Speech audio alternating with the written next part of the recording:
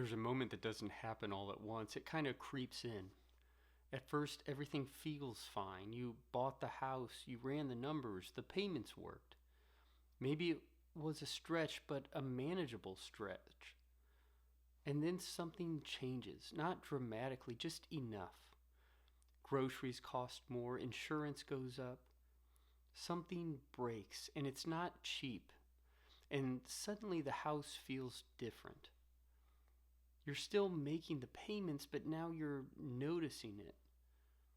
How much of your income is already gone before the month even starts? And this question starts showing up quietly. Can we actually afford to stay here? Not, can we make the payment? You can make the payment, but what is this costing us beyond that? Because it's not just the mortgage, it's also repairs, maintenance, utilities, taxes, insurance. And those don't hit all at once, they stack.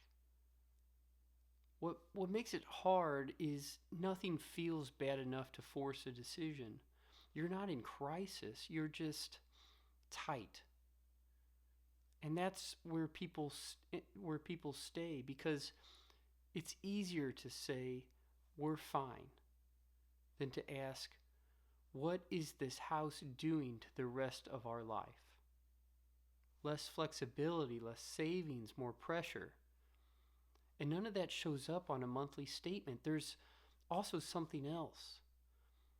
Once it's your home, it's not just financial anymore. It's, this is where we live. This is for the kids. We worked for this.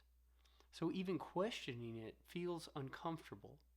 But over time, that question doesn't go away. It just gets louder. Not because something went wrong, but because things changed. Costs changed. Life changed. Priorities changed. And sometimes a decision that made sense before doesn't feel the same anymore. If that thought has crossed your mind even a little, you're not the only one. If you're trying to figure this out in real life, not just hear generic advice, that's what I'm building this channel around.